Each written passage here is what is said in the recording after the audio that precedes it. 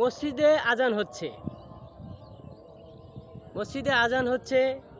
হয়তো কেউ নামাজে যাচ্ছে, কেউ নামাজে যাওয়ার জন্য প্রস্তুতি নিচ্ছে, কেউ মাঝপথে গিয়েও এই আজানের সময় যে টাইমটা থাকে নামাজ পড়ার জন্য, টাইমটাও কিন্তু ধরতে পারছে না, তারপরে কিন্তু নামাজ পড়ে। আর মানুষের মধ্যে দেখেন কিছু কিছু মানুষ আছে আজান পড়ার সাথে হয়তো নামাজে তো যায় না, অন্য কেউ পরামর্শ দেয় না, ভালো পথে থাকারও জন্য পরামর্শ দেয় না। কিন্তু এত অজুহাত, এত কিছু কেন? এই পৃথিবীতে দুদিনের জন্য আসছেন, দুদিনের জন্য আমি আসছি, তাহলে বুঝেন, আমরা সবাই বুঝি যে আমরা এই 2 দিনের দুনিয়ায় ক্ষণিকের জন্য আসছি, তারপরও আমরা অপরাধ করে যাইতেছি। আমরা জেনে শুনে অপরাধ করছি। এই অপরাধ থেকে দূরে থাকার উপায় একমাত্র নিজেকে নিয়ে ভাবতে হবে। আপনি যখন নিজে ভাববেন যে আমি কি করছি, ভালো করলাম না খারাপ করলাম, সেই বিষয়টা যদি আপনি ভাবেন, এই অযথা সময় নষ্ট না করে আপনি যদি আপনার কাজের দিকে নজর দেন, যেই কাজটা করলে আপনার পরিবার ভালো থাকবে, আপনি ভালো থাকবেন, আপনি টাইম মতো আপনার কাজে যেতে পারবেন, টাইম মতো মসজিদে যেতে পারবেন, যেমন হিন্দুরা টাইম মতো মন্দিরে যেতে পারবে।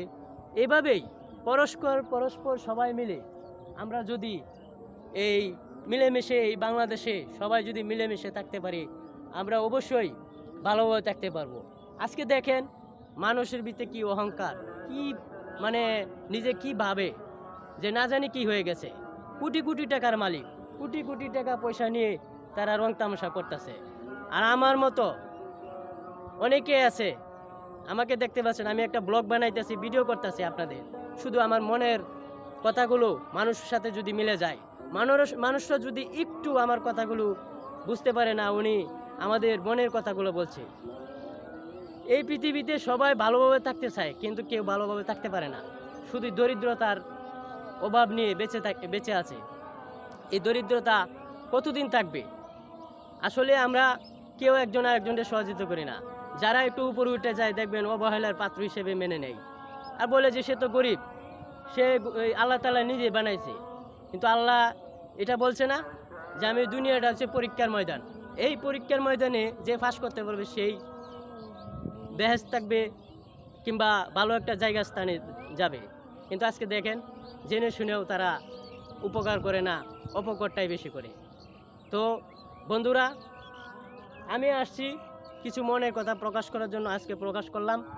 তো যদি কারো এই ভিডিওটা ভালো লাগে, এই ভিডিওটা চোখে পড়ে, অবশ্যই একটু শেয়ার কমেন্ট করে দিবেন, পরবর্তীতে যেন আমি একটা আপনাদের আরও ভালো ভিডিও করে দিতে পারি। ভালো থাকবেন আর দেখুন চিত্রটা।